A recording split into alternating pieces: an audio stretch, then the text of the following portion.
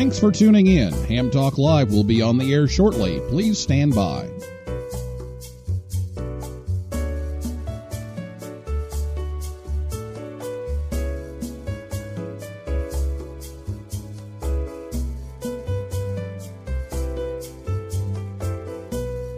Thanks for tuning in. Ham Talk Live will be on the air shortly. Please stand by.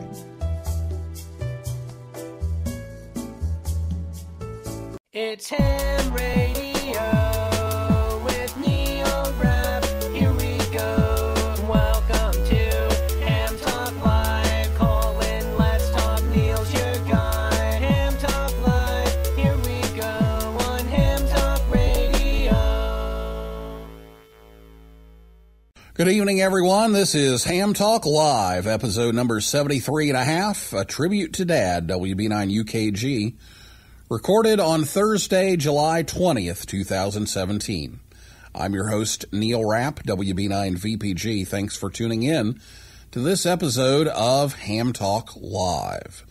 Tonight, we're taking a little different turn on things. We're going to suspend our usual format for the show. I'm pre-recording this show. Because it's an emotional show, and so I'm pre-recording this one, and won't be taking calls, and we will be a lot shorter tonight. The reason for the change for just this week is the same reason for the other show that was pre-recorded, and that's the death of a parent. A year ago, in a few months, my mother, WD9HEE, passed away due to a variety of health issues.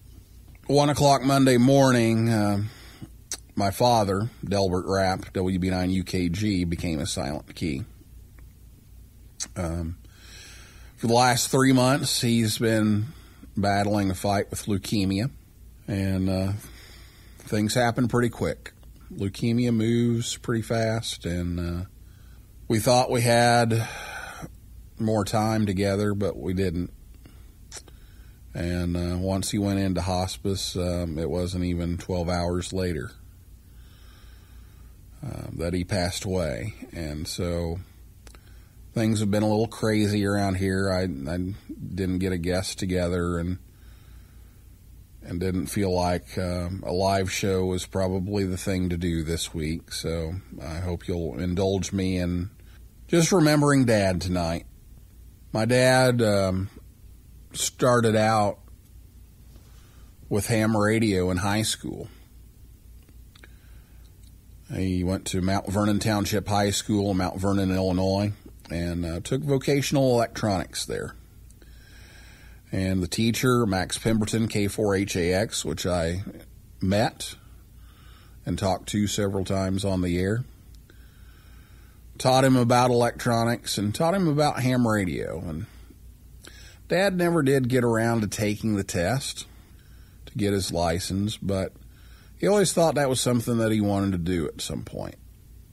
So after he graduated and worked at the dime store for a little bit, he took a job with Thordarson Meisner in Mount Carmel, Illinois, and they manufactured radios. They made some electronic parts, some transformers and circuit boards and those kinds of things. So he worked in the manufacturing business for a while, and that's where he met Mom, and they got married and lived in Allendale, Illinois for several years.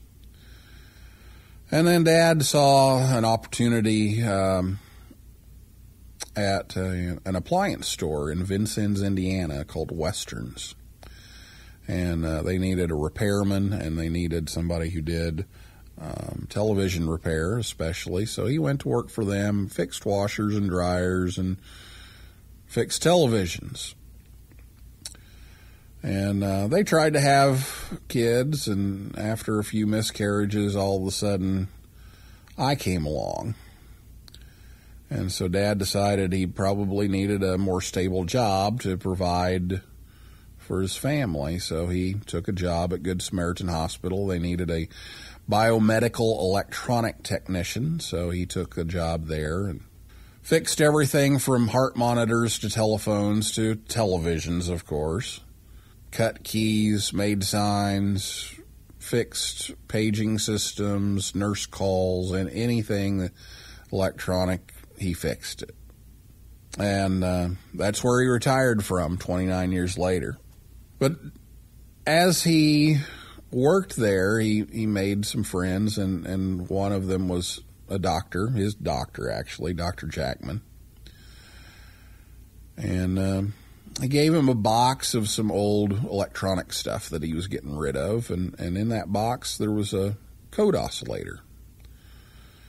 So one day when I was 5 years old, Dad got the box of stuff out of the closet and started trying to see if any of it worked. And he started trying out the code oscillator, and it made beeps. And so I had to know what was going on. In fact, we had kind of started getting into the CB craze, which was big back in the 70s. And so my CB handle was a little shadow, because everywhere Dad went, I followed. Everything that Dad did, I had to do. So if Dad's making beeps with this box thing, then that's what I was going to do. So I had to know about it. So he showed me how to use a straight key. And so I just started sending a bunch of dits and dahs, and had no idea what I was doing. But hey, it was fun. I could make noise with it. It wasn't much later, Dad read in the paper that there was a non-credit course at Vincennes University. And if you've listened to the demo, you've probably heard this story before on this show. There was a 13-year-old age limit on the course, but it was a 13-week course designed to help you get your ham radio license and teach the theory and the code to all the people who attended. So he signed up for the course. And he went on the first night, and there was a girl there that was just a little bit under the age limit. It was Carol Smith. And so he said, well, my 5-year-old son likes to tag along. Can my 5-year-old son come along, and he'll just sit next to me, and he'll be quiet. He won't disrupt anything. He won't cause any problems. And they said, well, we're not real sure, about a 5-year-old, but sure, we'll give it a try, bring him along, and we'll see how it goes. So he brings me along, and so, again, I had to do what Dad did. So he had his notebook and his pen to copy code, so I had my notebook and my pen, and I started copying code. And a lot of people looked around and were amazed that a 5-year-old could copy Morse code. So Dad had the faith in me that I could do it, because I already knew my alphabet, which was a little early for that. So he said, yeah, I think he can do it. And I did. And in fact, because they were sure no one would believe it, they passed around my code test afterwards and had everybody in the room sign it to witness that I'd actually passed the Morse code exam. So then I took my written exam and got my license, and on July 17th, 1976, I got my novice license in the mail. And Dad was working overtime at the hospital, and I decided that I wasn't going to wait. So I turned on the radio and started looking around, and Mom was having a nervous wreck because she didn't know how to use the radio. And there was her 5-year-old just, cruising the band. So I went ahead and made my first contact, got a hold of K3DIF in the D.C. area, and he was a writer for the Associated Press. And so word got out. Come to find out, I was the world's youngest ham radio operator. And I know Dad didn't ever have that in mind when he took me to the class, but that's the way it went. And it was because of his encouragement and his dedication to me that I accomplished that. And 41 years later, here I am still doing ham radio, and many of my friends are ham radio operators, and have met some fabulous people in this hobby and service that we're in. And it's been a big, big part of all of our lives. Growing up, a lot of our vacations were just getting ready for a test and traveling to Louisville or Indianapolis to go take a ham test. Those were our vacations. Dad made the sacrifice to buy me a computer. He bought me a TRS-80 Model 3, if you remember those things, because he knew computers were going to be a big thing. And he learned from, my experience with ham radio that I can do that and I can do those kinds of things. And so he thought it was good that his son learned about computers. And so he bought me a computer to use, and he used it and I used it, and I learned how to program and do things with it. And that was one of my first jobs, was computer programming. I was one of the only kids in the school who even used a computer, let alone had one. And so I was well prepared to use them in college and in my job, and know what's going on with it. And so his legacy continues as I'm teaching kids how to use ham radio, how to use computers, how to do chemistry. Those are things that I learned because of Dad's commitment. He didn't know that that's the kind of ham that I was going to turn out to be, but he had faith in his son. And he sacrificed for his son and made sure that I had learning opportunities. And yeah, I might fail, but we can fix those things. We can fix the mistakes. He gave me a chance to do it. And I can't be more grateful for that, because it helped so much in school, learning science and leading me into chemistry and thinking about medical school. And I ended up teaching chemistry, but I've also always taught ham radio to young people. And we've talked on this show back on previous episodes about how to recruit kids into ham radio and set up school clubs back on episode 25, and so I won't rehash all of that. But one of the big things that we talk about is getting kids interested in radio instead of getting them interested in taking a license test. Once they get into it, then they want to take the license test so that they can do it on their own, like I did, and like many of my students have. I don't push the test. I push radio. And the ones that want to go on, they go on. The ones that don't, at least they know about it. They know what it is. They know how it's useful. But many of them have gone on and made it a hobby and a service for themselves. And so his legacy continues on through me and through my students and as they pass it on to more. So in remembering Dad, I want to remember his sacrifice, his commitment, and encourage you to be more like Dad, to give young people a chance and let them experience the joys of ham radio and electronics.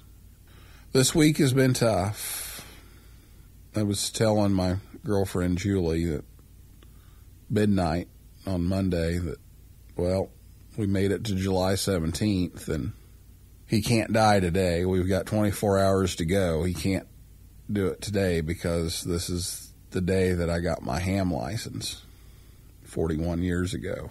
It can't be on this day. And an hour later, we got the phone call. He'd been hospitalized for about a week. We got him into hospice, and 12 hours later, or actually a little less than that, that was it. We had to say 73 much earlier than we thought. and definitely much, much earlier than I wanted. I know many of you have similar stories, that your parents were the reason that you got into ham radio. And we've had some of those people on the show. We've talked about the Young Ham of the Year Award with Don Wilbanks and how that inspires young people to participate in ham radio and strive to reach new heights. We've talked to Sam Rose, KC2LRC, and Sterling Coffee and Zero SSC about youngsters on the air and trying to get a camp together like they have over in Europe for young people. We've talked to Michael Coulter, W8CI, about the Dave Coulter Memorial DX trips in memory of his brother who passed away. We've talked to young hams like Marty Soloway, KC1CWF, like Skylar Fennell, KD0WHB, Bryant Rascal, KG5HVO, Anna Veal, W0ANT. We've talked to people that lead young people like Jim Wilson, K5ND, and Carol Perry, one of my mentors, WB9UKG. And so a lot of the shows here on Ham Talk Live have been about young people, and that's why.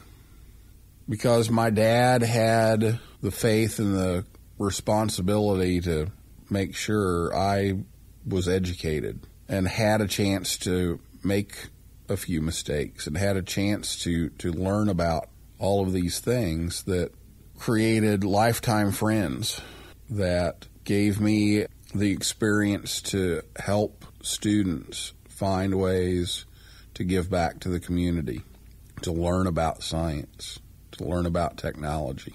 As I go over the obituary we've been working on for the funeral on Saturday, there's a lot of call signs here. I took the obituary for the story over on Newsline. I put all the call signs in, so let me just kind of skim this for you. So Dad was WB9UKG, Mom was WD9HEE. Survivors include WB9VPG. His sister Wilma, KA9JJX, who by the way was married to Ed, AA9EE, and his sister Violet, and his stepbrother James Lewis, WB9ZBJ. Officiating the funeral, Ken Wells, NM9P. Pallbearers, Wesley Bunting, Robert Coyle, Jerry Elmore, Charles Hayes, Dave Anderson, AA9JK, Eric Bonham, N9KDB, Doug Hayes, KA9JJS, Butch McIntyre, AA9GH, Brian Stevens, N9TQQ.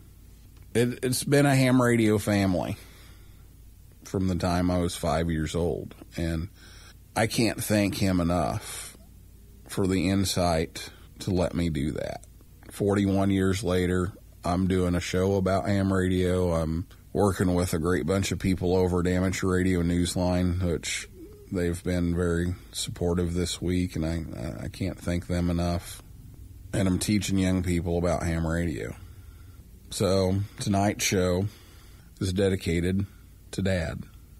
We say 73 to Delbert Rapp, WB9UKG, now a silent key.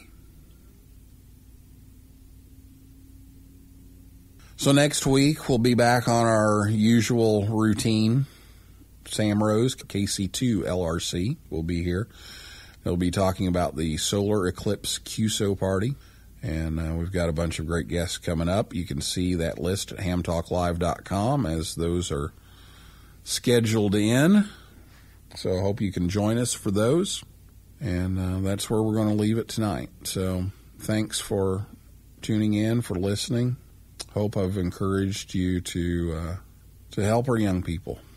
So this is Neil Rapp, WB9VPG, saying 7375.